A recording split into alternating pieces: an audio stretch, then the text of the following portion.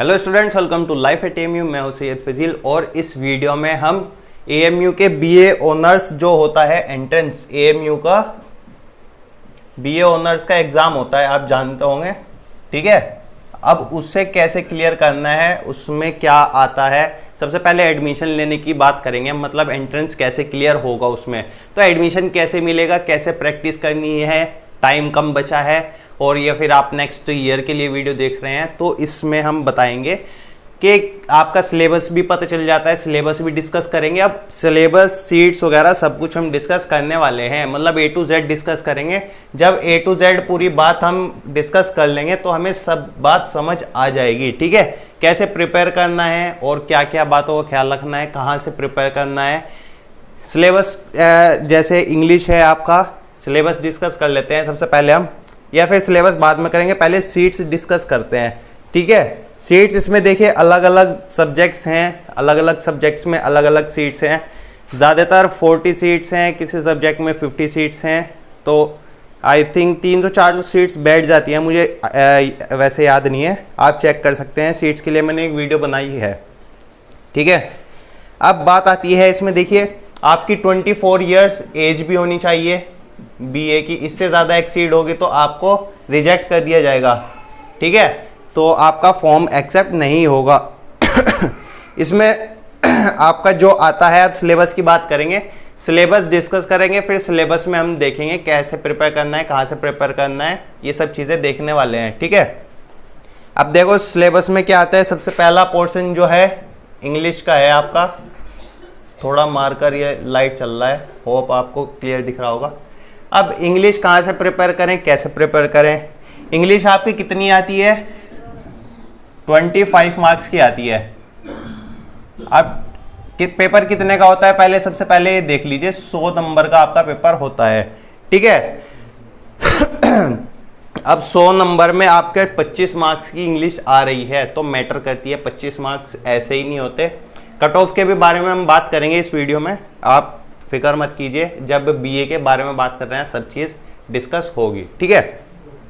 और एक और बात मैं बता देता हूँ, इसमें गर्ल्स और बॉयज़ का अलग अलग सीट्स होती हैं, अलग अलग भी सीट्स होती हैं और क्लासेस भी अलग ही चलती हैं, तो मतलब अलग अलग ही है, कोई कंपटीशन नहीं है एक, मतलब गर्ल्स और बॉयज़ का ऐसा नहीं है।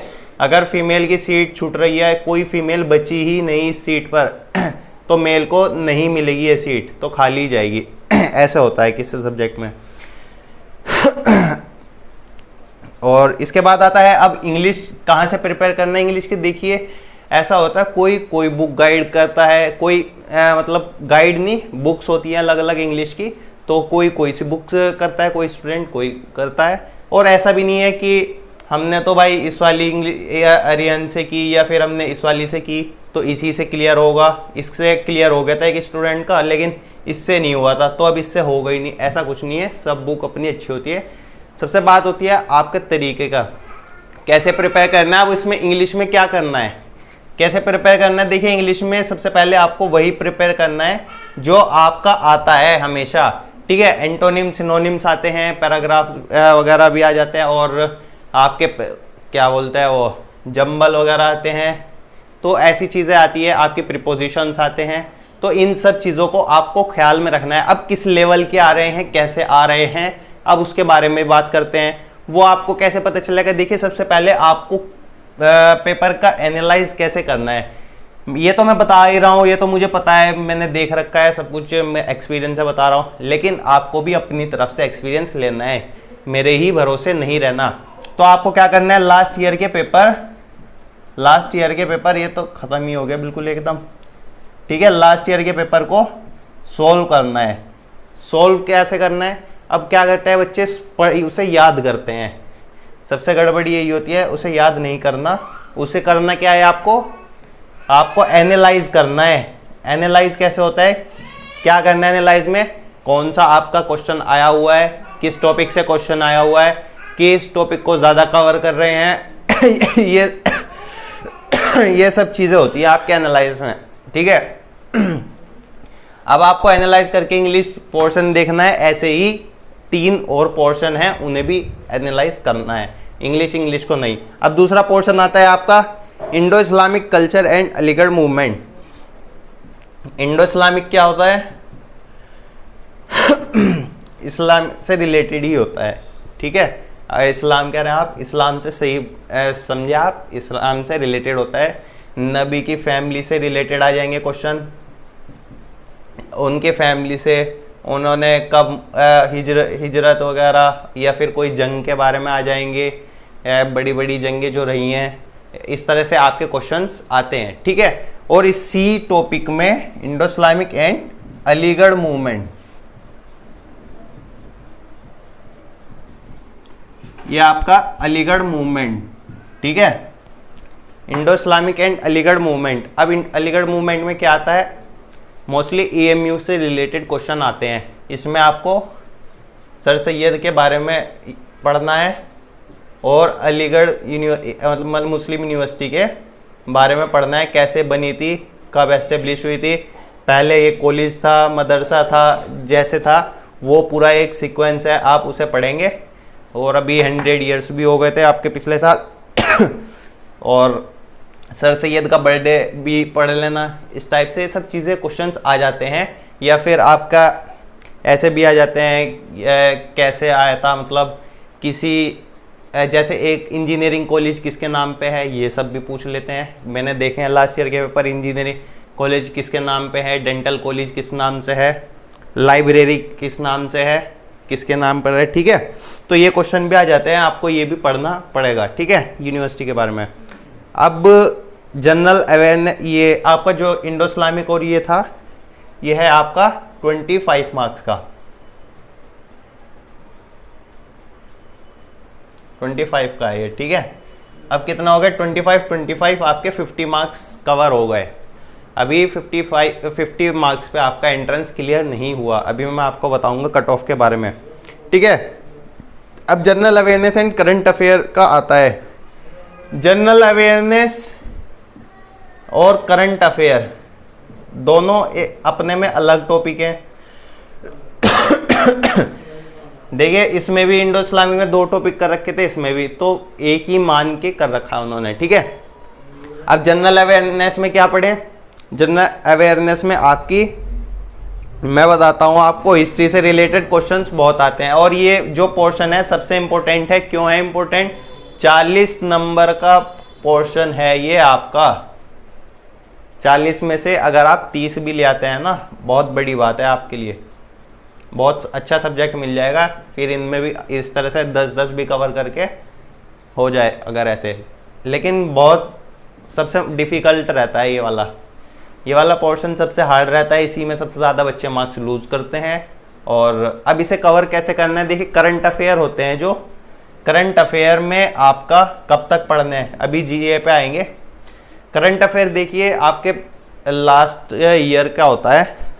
लास्ट ईयर में अब कैसे देखें, 1 अप्रैल से लेके 31 मार्च तक के आते हैं इसमें।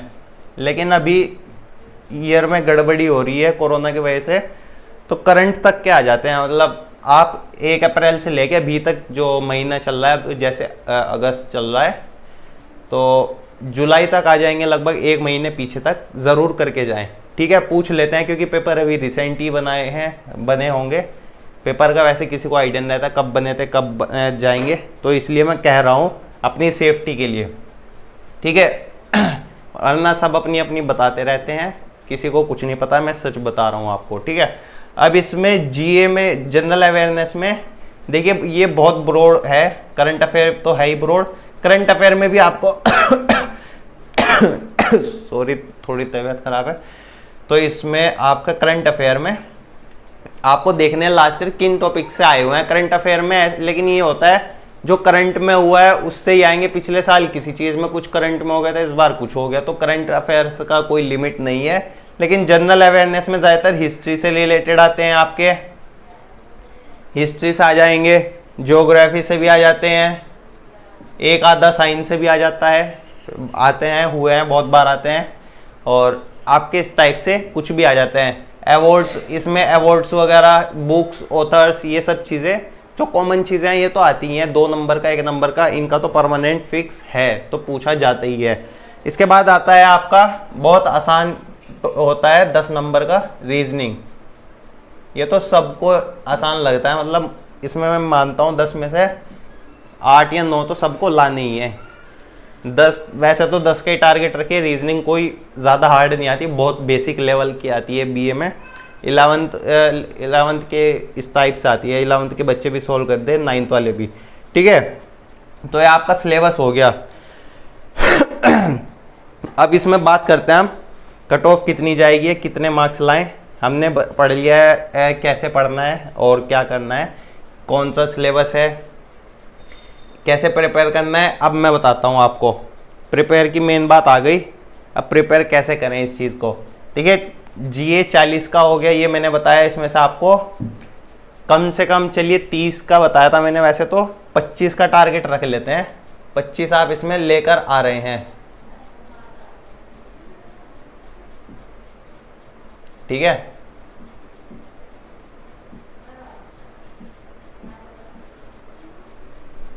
थोड़ा ही रेस कर, तो 25 इसमें आप लेकर आ गए करंट अफेयर वाले में। और अब बच्चे सोच रहे होंगे कितनी आसानी से कह रहे हैं सर कि 25 लेकर आ जाना है, 25 में बहुत मुश्किल हो जाते हैं, लेकिन लाने पड़ेंगे। देखो एएमयू में एडमिशन चाहिए, सोचते हैं कि सर एडमिशन दिला दीजिए, कैसे दिलाए, तो मैं बता रहा हूँ कर लीजिए। अगर आपको सीरियसली एडमिशन लेना है तो ये फॉलो कर लीजिए। टारगेट बनाना है। रीजनिंग में चलिए 8 भी लिया है आप,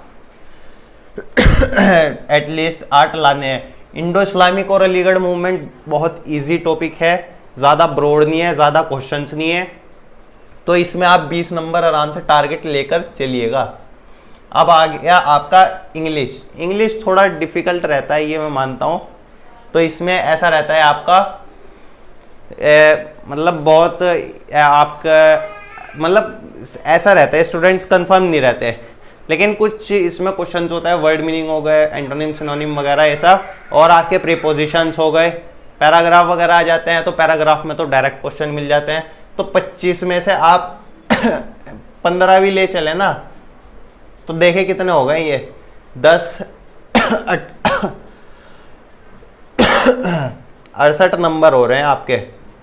68 में आपको खुशी खुशी अच्छा सब्जेक्ट मिल जाएगा।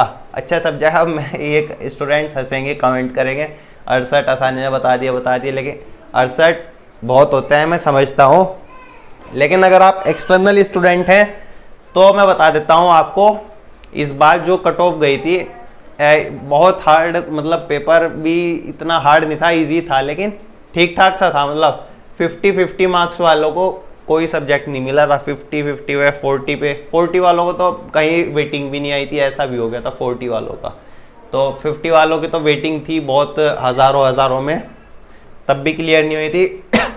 अगर आप 60 प्लस गेन कर रहे हैं तो मैं ये कह सकता हूँ आपका एडमिशन हो जाएगा। अगर आपको एएमयू में आपका नाम लिखवाना ही है तो 60 करके ले चलिए, वरना अदरवाइज 68-70 ला रहे हैं ना आप, 70, तो आपको अच्छे से अच्छा सब्जेक्ट मिल जाएगा।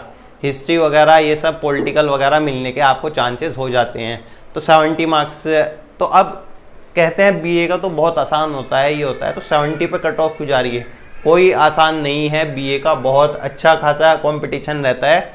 मैं बताता हूँ क्यों रहता है इसमें, क्योंकि कोई भी स्टूडेंट फॉर्म फिल करता है बैचलर्स में, मेन कोर्स रखेगा, जैसे BLLB रखेगा या बीकॉम रखेगा, या फिर चाहे वो BSc रख रहा है, तो किसी भी स्ट्रीम का है, ऑप्शनल में साइड में वो बीए को रखता है कि अगर हमारा BSc में नहीं हुआ, बीटेक में नहीं हुआ, BLLB में नहीं हुआ, तो हमारा बीए में हो जाएगा, एटलीस्ट एक ऑप्शन रहेगा, हमें एएमयू में एडमिशन मिल जाएगा। तो इसलिए इसे सब रखते हैं, और नॉलेज वाले सभी आ जाते हैं, मतलब सब स्ट्रीम के बच्चे एक ही जगह आ रहे हैं, तो उसमें टॉप वाले स्टूडेंट्स तो कब्जा ही लेंगे। इसलिए आपको कोशिश करनी है इसमें 6 मार्क्स लाने, अगर आपका मेन यही है, क्योंकि ऐसा भी नहीं है बीए सब ऑप्शनल में रखते हैं, मतलब बहुत से स्टूडेंट हैं मेन में रहता है, और इसमें कोई बुरी बात नहीं है, बहुत अच्छे सब्जेक्ट्स होते हैं, इसके बाद अच्छा करियर है। तो इसका अगर आपका मेन में है तो आप टारगेट 75 के अराउंड लेके चलिए, अगर आपका मेन में है कि हमें बीए ही लेना है। अगर आप ऑप्शनल भर रहे हैं तो आप चाहे फिर 60 भी ले चलिए, कोई इशू नहीं है। आपको तो ऐसे भी ऑप्शनल लेना है, कोई इशू नहीं।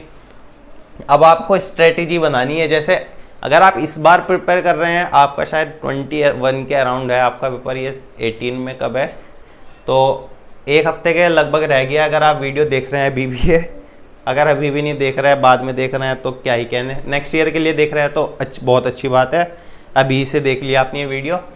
तो आपको 7 दिन में कैसे प्रिपेयर करना है ये मैं बिल्कुल ये नहीं कहूँगा, ये मतलब सार्कास्टिक नहीं है स्माइल, ये है कि 7 दिन है, अभी भी आप प्रिपेयर कर सकते हैं, हार बिल्कुल नहीं माननी है। 7 दिन में कैसे करें, अगर हम डिवाइड कर दें ना, रीजनिंग देखिए, आपको रीजनिंग के लिए 1 दिन दीजिए बस, 1 दिन में दिन रात ख़त्म। इंग्लिश को 2 दिन दे दीजिए, 3 दिन हो गए आपके। इंडो इस्लामिक और इसे 2 दिन दे दीजिए, आपके 5 दिन हो गए। और बाकी जीए और जीएफ को और सीएफ को, ठीक है, तो इसे 2 दिन हो गए, तो आपके 7 दिन अच्छे से कट जाएंगे। लेकिन 2-4 घंटे पढ़ने से कुछ नहीं चलेगा। आप पूरे साल सोए हैं, पूरे साल लॉकडाउन में ऐश किया है, मोबाइल चलाया है, तो 7 दिन नींद उड़ा दीजिए। 7 दिन के बाद तो फिर एएमयू में आके सोते ही रहना, कुछ भी करना वहाँ पे, तो फिर वो आपकी मर्जी हो जाएगी। तो बाकी इसमें मैंने लगभग सब चीज़ बता दी है। 75 के अराउंड आपको लाने होंगे मार्क्स। आप गर्ल हैं तो ज़्यादा अच्छे मार्क्स गेन करने पड़ते हैं। बॉयज़ की थोड़ी कट ऑफ लो रहती है, लेकिन 5-7 नंबर का डिफरेंस रहता है, इतना नहीं रहता। तो मैं सीरियसली बता रहा हूँ, 75 मार्क्स से ऊपर आप टारगेट ले चलिए, अगर आपको सीरियसली लेना है। अगर नहीं, मतलब टाइम पास के लिए लेना है या फिर आपको एडमिशन ही लेना है, तो आप 60 का भी ले चलिए टारगेट। और एक और बात अब मैं सबसे खतरनाक वाली बताता हूँ, आप सही में मतलब डर लगना चाहिए उस बात से आपको। अगर आप 60 का टारगेट ले चल रहे हैं ना, मतलब सोच रहे हैं कि 60 में ले आऊँगा, 60 मार्क्स लाने हैं मुझे, तो चाहे आप अपने पेपर के बाद देख लेना ये बात, 60 में से 45 अराउंड आपके मार्क्स आएंगे।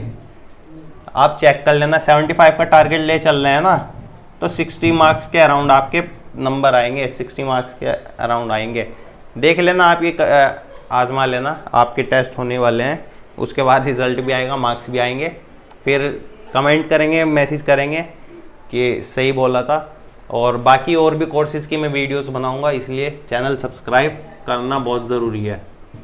जो पुराने बच्चे हैं उन्हें पता है, थोड़ा स्लो में आज इसलिए बोला, थोड़ा तबीयत भी ख़राब है और बोला भी नहीं जा रहा है। और वीडियो लाइक कीजिएगा, बाकी कमेंट करके ज़रूर बताइएगा कि कुछ कमी रह गई है, या फिर यही मत लिख देना सारी कमी थी।